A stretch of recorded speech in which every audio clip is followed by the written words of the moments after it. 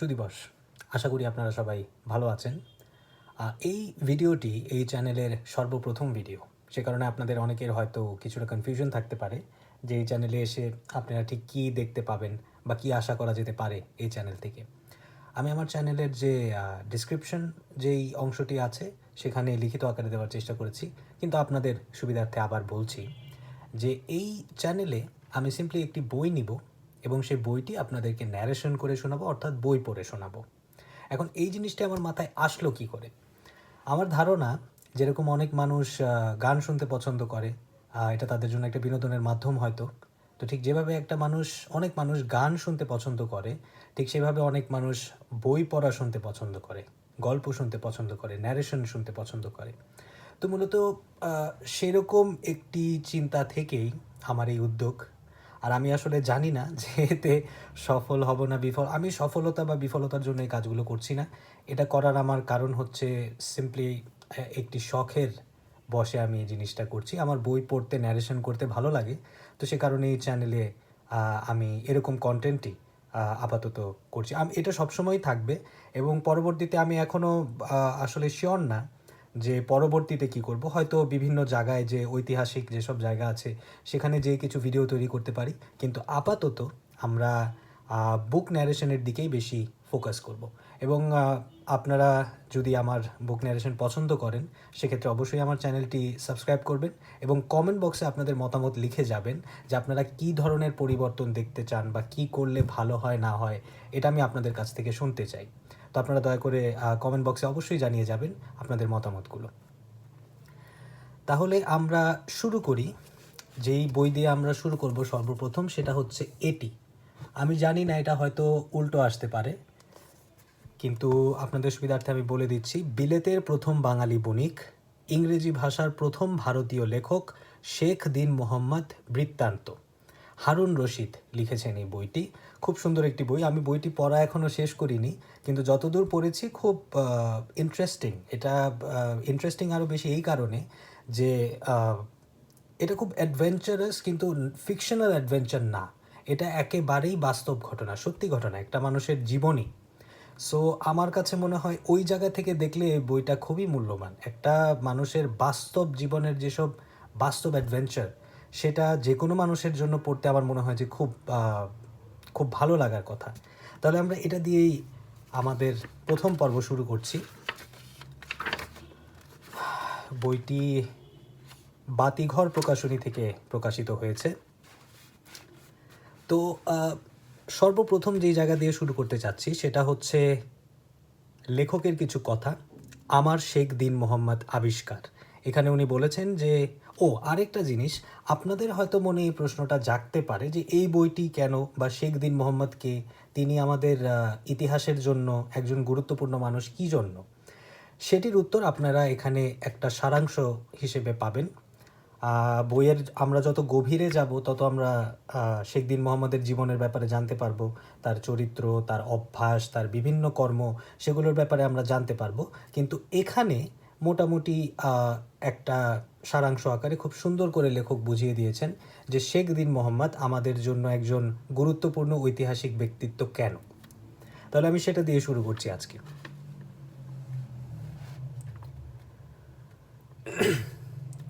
আমার শেখ দিন মোহাম্মদ আবিষ্কার।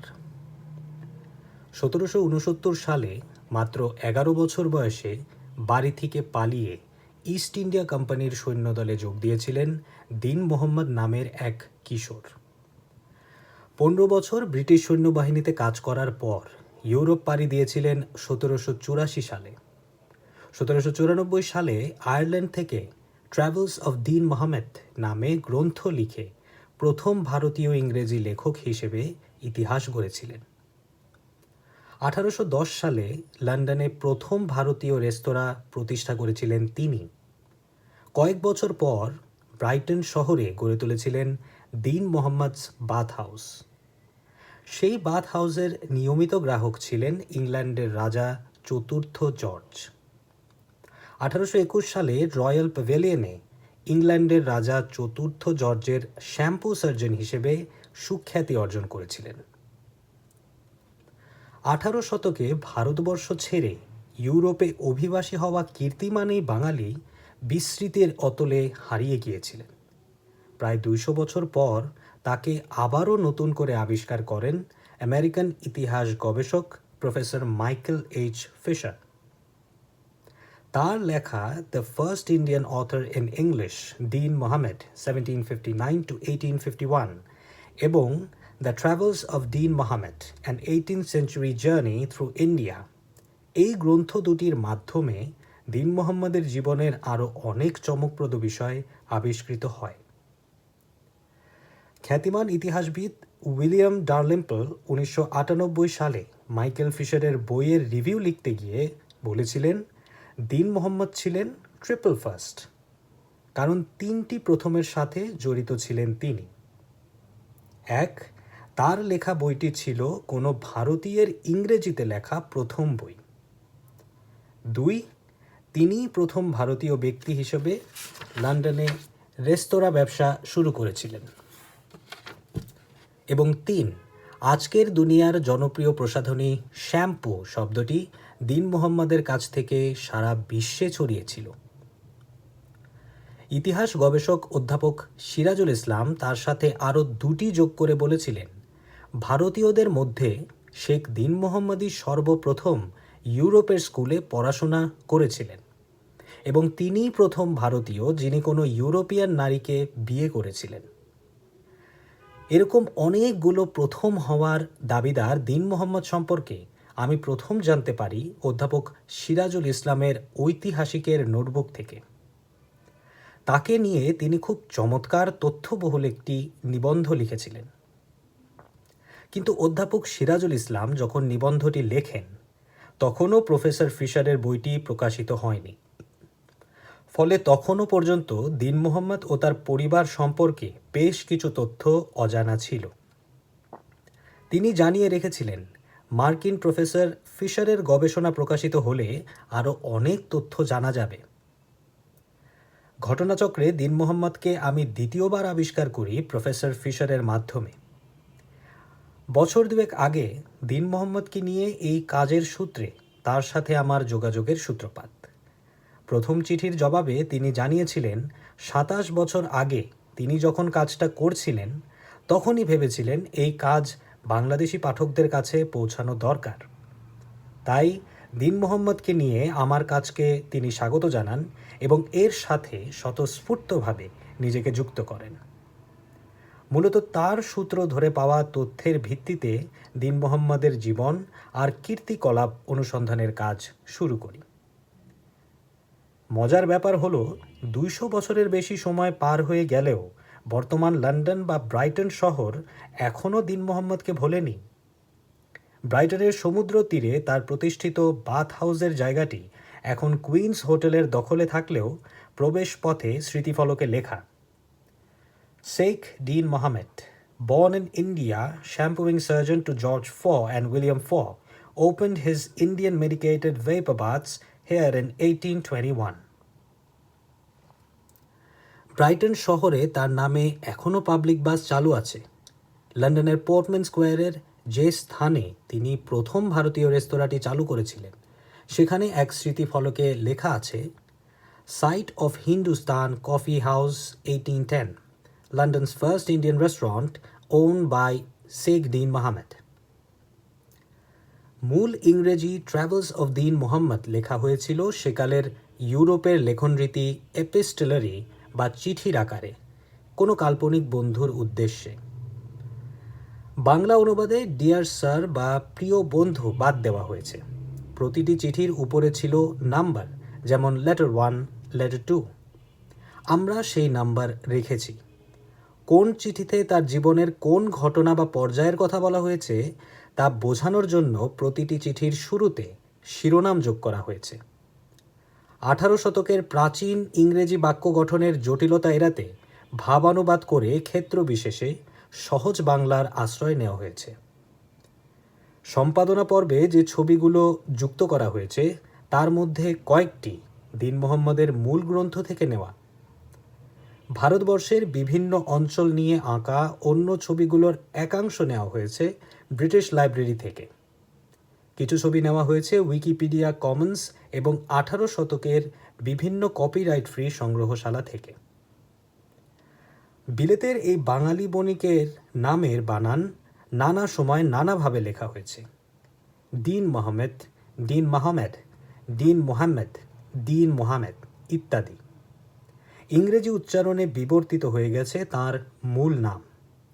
তার মূল ভারতীয় নাম শেখ দীন মোহাম্মদ হওয়ার কথা।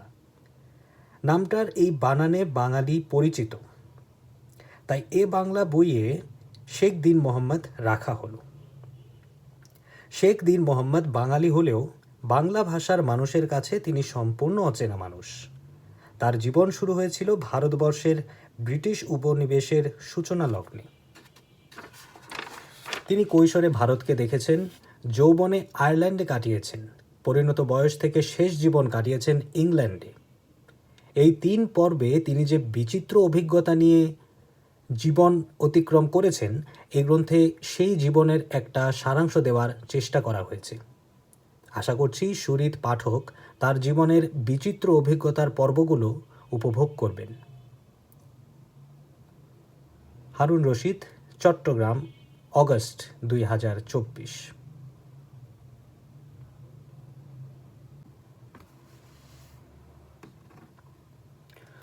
তাহলে এই অংশ থেকে আমরা যতটুকু বুঝতে পারছি যে আমি আপনাদেরকে যেটা আগে বলেছিলাম যে শেখ দীন মোহাম্মদ আমাদের ইতিহাসের জন্য একজন গুরুত্বপূর্ণ ব্যক্তিত্ব কেন, সেটির উত্তর আপনারা নিশ্চয়ই এখানে পেয়ে গিয়েছেন।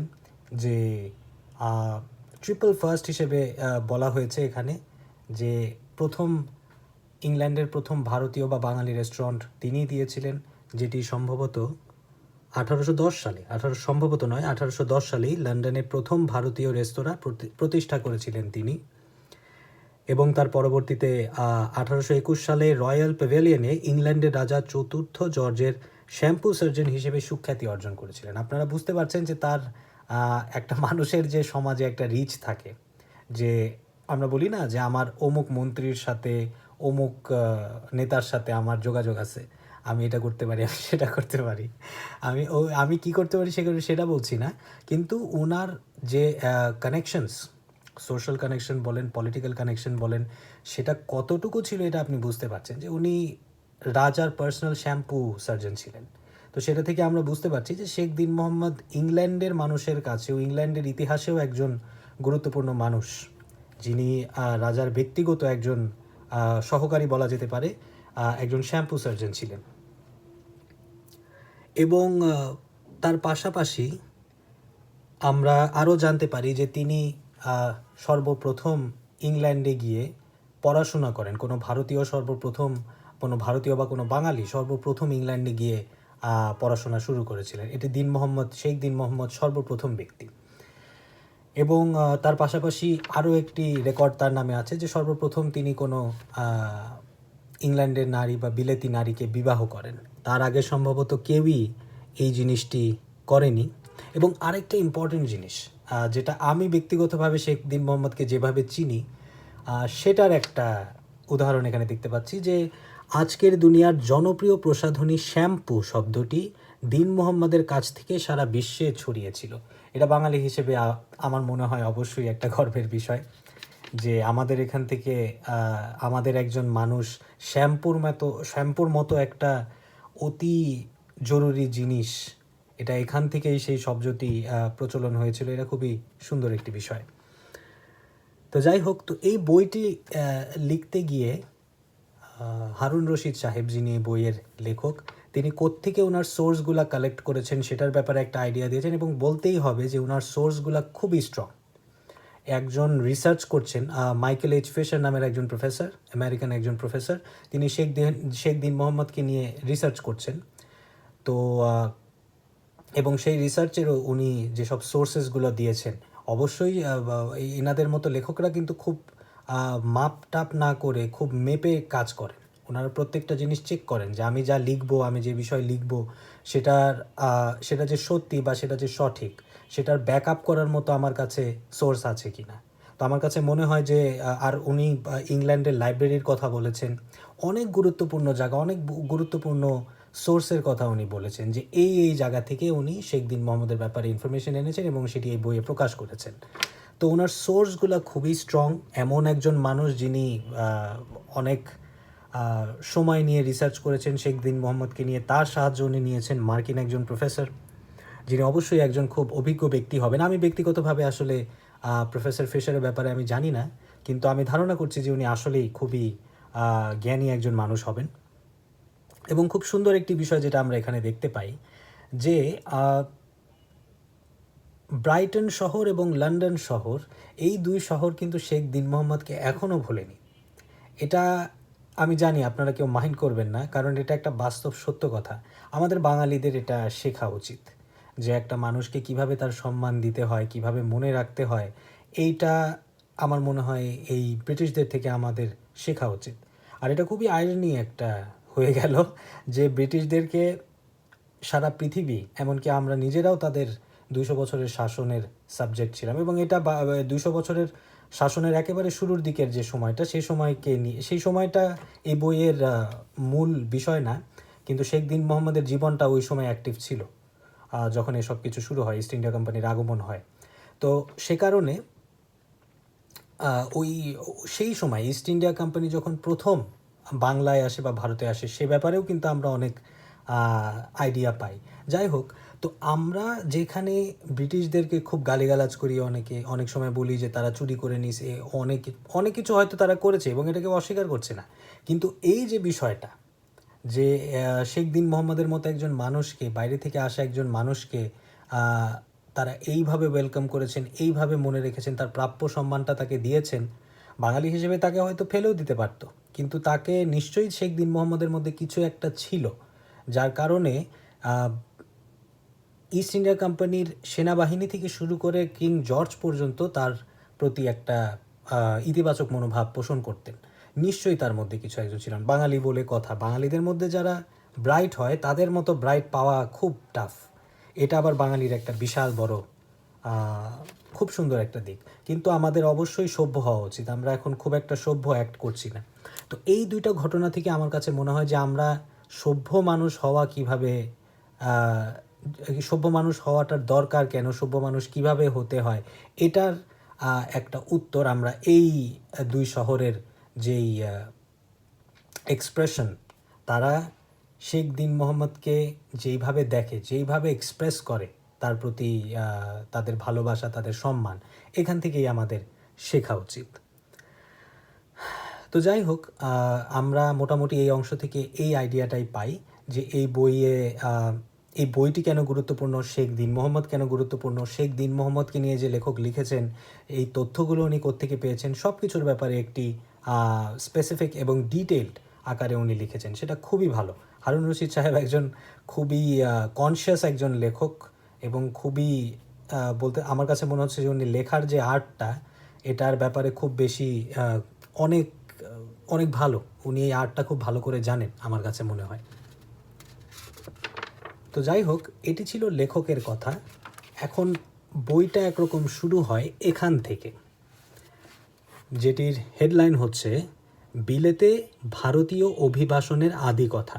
আমরা এখনও দিন মোহাম্মদের ব্যক্তিগত জীবনে যাইনি।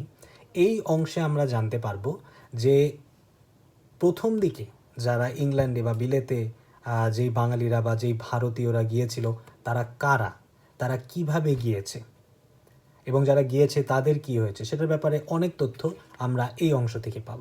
সুতরাং এখন আমরা এই অংশটি পড়ব, বিলেতে ভারতীয় অভিবাসনের আদি কথা। 20 শতকের আগে এশিয়া কিংবা ভারতবর্ষের কাছে ইউরোপ কখনোই লোভনীয় গন্তব্য ছিল না। অভিবাসন তো দূরের কথা, ইংরেজ শাসনের আগ পর্যন্ত কখনো কোনো ভারতীয় ইউরোপ গেছে সেরকম কথা শোনা যায়নি। ইংরেজ শাসনের শুরুতেও জাহাজের খালাসি, লস্কর কিংবা কোম্পানির কর্মচারীদের গৃহকর্মী বাদে কেউ বিলেত যেত না। ভারতবর্ষ থেকে প্রথম দিকে যারা বিলেতে অভিবাসী হয়েছিল তারা ছিল ইস্ট ইন্ডিয়া কোম্পানির কর্মচারীদের গৃহকর্মী, বাবুর্চি, আয়া কিংবা জাহাজের নাবিক, লস্কর ইত্যাদি। কোম্পানির কর্তারা ভারতে কয়েক বছর চাকরি করার পর দেশে ফিরে নিজেদের নবাব হিসেবে পরিচয় দিত। স্বঘোষিত নবাবদের কেউ কেউ বিলেত গিয়েও ভারতীয় কর্মচারীর সেবা পেতে চাইত। উক্ত সাহেবরা ভারতবর্ষ থেকে বিলেতে ফেরার সময় তাদের গৃহকর্মী বা আয়াদের নিয়ে যেত, তবে তার জন্য কিছু আইনগত বাধ্যবাধকতা ছিল। সরকারকে একটা নির্দিষ্ট পরিমাণ অর্থ প্রদান করতে হতো এবং নির্ধারিত সময় পরে তাদেরকে দেশে ফেরত পাঠানোর নিয়ম ছিল। কিন্তু অনেক ইংরেজ সেসব নিয়মগুলো পালন করত না। ফলে তাদের সাথে আসা গৃহকর্মী কিংবা আয়া বিলেতে অভিবাসী হতে বাধ্য হতো। মূলত সেই শ্রেণীভুক্ত মানুষেরাই ছিল ইউরোপে প্রথম দিকের ভারতীয় অভিবাসী। তার বাইরে 18 শতকে শিক্ষিত বা সম্পন্ন কোনো ভারতীয় স্বেচ্ছায় বিলেতে গেছে তেমন নজির খুব কম। তবে কোনো কোনো ইংরেজ দায়িত্বশীলতার পরিচয় দিয়ে তাদের সাথে বিলেতে নিয়ে যাওয়া গৃহকর্মীদের নির্ধারিত সময় পর দেশে ফেরত পাঠানোর চেষ্টা করত। ফেরত পাঠাতে গিয়ে জাহাজ ভাড়া বাঁচানোর জন্য তারা প্রায়ই এমন কোনো ইংরেজ যাত্রীর সন্ধান করত যারা ভারত অভিমুখে যাত্রা করবে। পত্রিকায় বিজ্ঞাপন দিয়ে সেরকম সুযোগের সন্ধান করত। 18 শতকের শেষ ভাগে প্রকাশিত সেরকম একটি বিজ্ঞাপনের নমুনা আপনাদের পাঠ করে শোনাচ্ছি। জাহাজে স্থান আবশ্যক। বাংলা থেকে একজন ইংরেজ ভদ্রমহিলার সাথে আসা এক ভারতীয় মেয়েকে দেশে ফিরিয়ে নেওয়ার জন্যে জাহাজে স্থান আবশ্যক। মেয়েটা বাংলায় 2 বছর কাজ করেছিলেন ওই ভদ্রমহিলার কাছে। পরে তিনি দেশে ফেরার সময় তাকে সাথে নিয়ে আসেন এবং এ দেশে 8 বছর বসবাস করেন।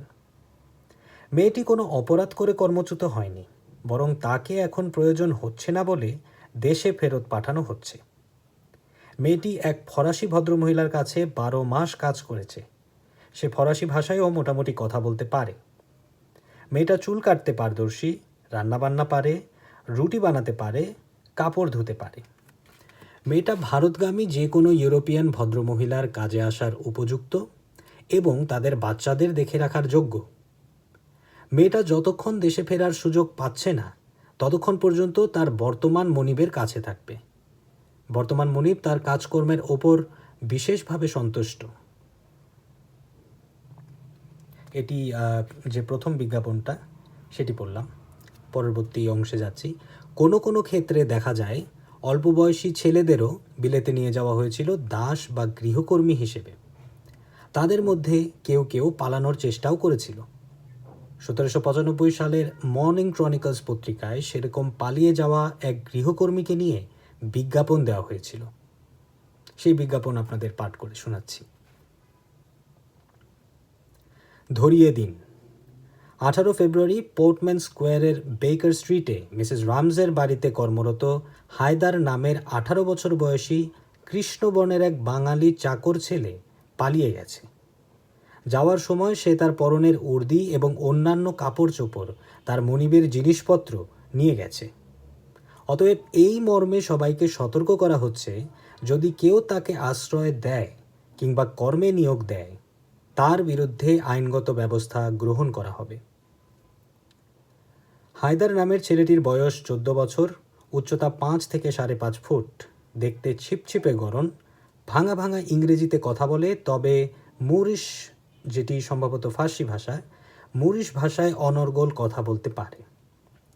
যদি এই কথিত হায়দার স্বেচ্ছায় তার কর্মক্ষেত্রে ফিরে আসে এবং ভবিষ্যতে এমন কাণ্ড না করে তাহলে তাকে ক্ষমা করে দেওয়া হবে, কোনো শাস্তি দেওয়া হবে না। যদি সে ফিরে না আসে, কেউ যদি তার সন্ধান দিতে পারে, তাহলে মিসেস রামজে তাকে উপযুক্ত পুরস্কার দেবেন। আরেকটি বিজ্ঞাপনের সন্ধান পাওয়া গেল, যেটি পড়ে মনে হয়েছে একটা মেয়েকে কৃতদাস হিসেবে বিলেতে নিয়ে যাওয়া হয়েছিল, কিন্তু তার প্রয়োজন ফুরিয়ে যাওয়ার পর তাকে দেশে ফেরত দেওয়ার চেষ্টা করা হচ্ছে। 1775 সালে লন্ডনের এক ভদ্র মহিলার দেওয়া পত্রিকায় সেরকম একটি বিজ্ঞাপন।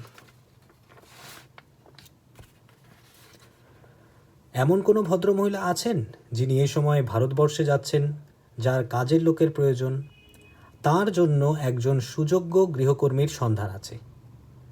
সম্প্রতি ভারতবর্ষ থেকে দাসী হিসেবে মেয়েটাকে এখানে আনা হয়েছিল। মেয়েটাকে যিনি এনেছিলেন তিনি এখন মেয়েটাকে ভারতমুখী কোনো ভদ্রমহিলার কাছে হস্তান্তর করতে চাইছেন, কারণ মেয়েটাকে এখন আর দরকার নেই তার। যিনি আগ্রহী হবেন তিনি ভারতে যাওয়ার পর চুক্তি অনুযায়ী মেয়েটাকে 3 বছর বিনা বেতনে কাজ করাতে পারবেন। তারপর তাকে মুক্তি দিতে হবে। মেয়েটার স্বভাব চরিত্র খুব ভালো, ইংরেজিতেও ভালো দখল রয়েছে তার। কেউ রাজি হলে নিম্নোক্ত ঠিকানায় যোগাযোগ করতে পারেন।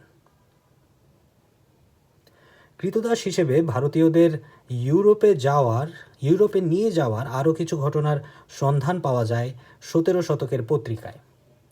যদিও ভারতীয়রা দাস হিসেবে তেমন জনপ্রিয় ছিল না, তবু কোনো কোনো সময় ভারতীয় অল্প বয়সী ছেলেদেরও দাস হিসেবে বিক্রি করা হতো। 1688 সালের লন্ডন গ্যাজেট পত্রিকায় একটা ধরিয়ে দিন বিজ্ঞাপনের সন্ধান মিলেছে। বিজ্ঞাপনে বলা হয়েছে 13 বছর বয়সী কালো গাত্রবর্ণের এক ভারতীয় কৃতদাস পালিয়ে গেছে। তাকে ধরিয়ে দিতে পারলে 1 গিনি পুরস্কার দেওয়া হবে। যার গলায় বেল্ট পরানো আছে। বেল্টে খোদাই করা ঠিকানা লেখা আছে, the lady Bromfields black in Lincoln's in fields. তাকে পেলে প্রদত্ত ঠিকানায় পৌঁছে দেওয়ার অনুরোধ করা হয়েছে। 1737 সালের এক পত্রিকায় শ্যামলা রঙের ভারতীয় ছেলের সন্ধান চেয়ে বিজ্ঞাপন দেওয়া হয়েছিল। 1743 সালের পত্রিকায় পালিয়ে যাওয়া এক বাঙালি চাকর ছেলের খোঁজ চাওয়া হয়েছিল। তাকে খুঁজে দিতে পারলে 2 গিনি পুরস্কার দেওয়া হবে, কিন্তু কেউ যদি তাকে আশ্রয় দেয় তাহলে তার বিরুদ্ধে আইনত ব্যবস্থা নেওয়া হবে। এ ধরনের বিজ্ঞাপন প্রায়ই তখন বিলেতের পত্রিকায় দেখা যেত। ইউরোপ থেকে এশিয়ার মধ্যে চলাচলকারী জাহাজের কর্মীদের একটা বড় অংশ ছিল ভারতীয়। লস্কর হিসেবে পরিচিত সেই সব কর্মীদের নিয়োগ করার পেছনে সবচেয়ে বড় কারণ ছিল আঞ্চলিক ভৌগোলিক জ্ঞান। 1802 থেকে 1813 সালের এক পরিসংখ্যানে দেখা গেছে বছরে অন্তত 400 থেকে 1300 জন ভারতীয় লস্কর লন্ডনে যাতায়াত করেছে। সংখ্যাটা আরও বেশি হতো যদি ব্রিটিশ সরকার আইন করে নিয়ন্ত্রণে না রাখত। সেই সব নাবিকদের নিয়োগ করার পেছনে সস্তা মজুরিরও একটা ব্যাপার ছিল। মাঝে মাঝে সেই মজুরিও ঠিকমতো দেওয়া হতো না। লন্ডনে একবার কয়েকজন নাবিক পাওনা মজুরি আদায়ে এক জাহাজের মালিকের বিরুদ্ধে মামলা করেছিল।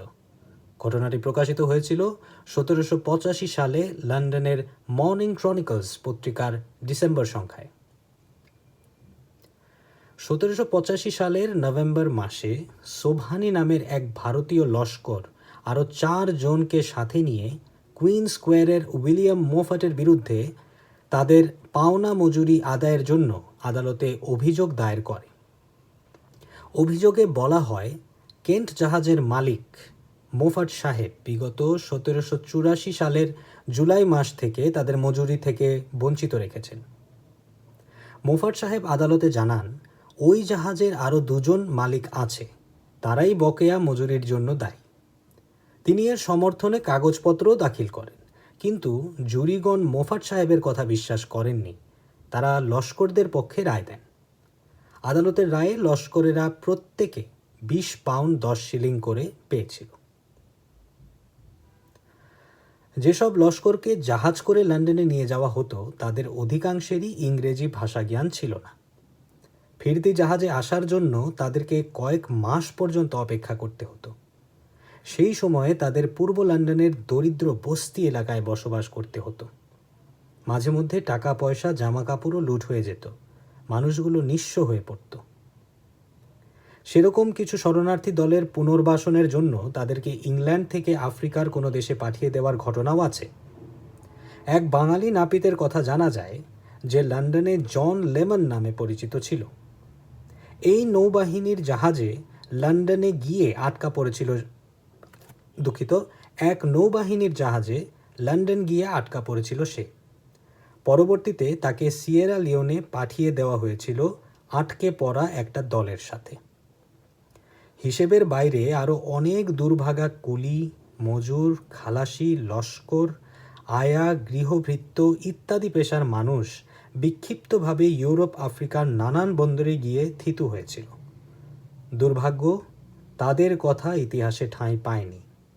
ইতিহাস মনে রেখেছে শুধু অল্প কিছু শিক্ষিত ভারতীয়দের কথা। তাদের মধ্যেও নিজেদের কথা লিখেছেন সেরকম মানুষের সংখ্যা অতি নগণ্য। তো দর্শক, এই ছিল বিলেতে ভারতীয় অভিবাসনের আদি কথার প্রথম অংশ। এটি মূলত সম্ভবত 3টি অংশে এটাকে বিভক্ত করা হয়েছে, প্রথম, দ্বিতীয় এবং তৃতীয়। জি, আমি প্রথম অংশটা মাত্র শেষ করলাম। আমি আসলে ভিডিওটাকে বেশি লম্বা করতে যাচ্ছি না, কারণ আমি জানি না আপনাদের রেসপন্সটা কী হবে। যদি আপনাদের রেসপন্স ভালো হয় তাহলে অবশ্যই আমি আরও লম্বা সময় ধরে আপনাদেরকে ন্যারেশন করে শোনাবো। যদি আপনাদের ন্যারেশন শুনতে ভালো লাগে অবশ্যই আমি আরও লম্বা সময় ধরে আপনাদেরকে পড়ে শোনাবো। এবং আপনারা দয়া করে আমাকে কমেন্ট বক্সে একটি জিনিস জানিয়ে দিবেন। আমি আসলে এই বিষয়ে ডিসিশন নিতে পারছি না যে অডিয়েন্স এটাকে কীভাবে নেবে। যে এই যে আমি একটা অংশ পড়া শেষ করলাম, এরপর কি আপনারা চান যে আমি সেটাকে অ্যানালিসিস করি, এটা নিয়ে একটু একটা সারাংশ দেই, নাকি আপনারা জাস্ট চান যে আমি এটা পড়ে যাই?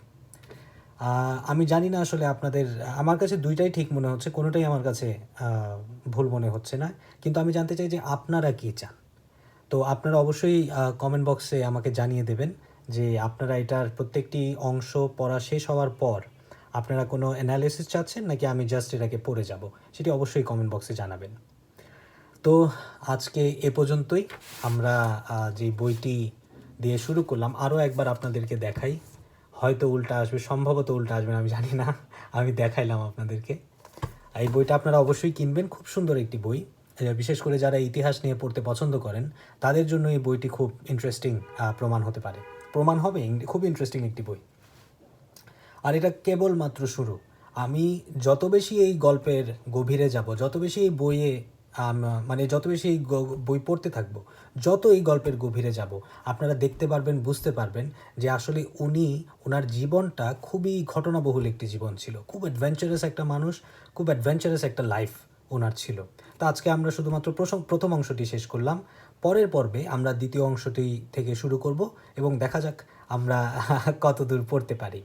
তো যাই হোক, আশা করি আমার ন্যারেশন আপনাদের ভালো লেগেছে। যদি কোনো রকমের ইমপ্রুভমেন্ট দরকার হয়, আপনাদের যদি এরকম মনে হয় যে আপনাদের ন্যারেশনে এটা ইমপ্রুভ করতে হবে, সেটা ইমপ্রুভ করতে হবে, ইউ মোস্ট ওয়েলকাম। আপনি অবশ্যই কমেন্ট বক্সে আপনাদের সেই মতামতগুলো লিখে যাবেন। এবং আমার চ্যানেল, আমার ন্যারেশন যদি আপনাদের পছন্দ হয় তাহলে অবশ্যই আমার চ্যানেলটিকে সাবস্ক্রাইব করবেন।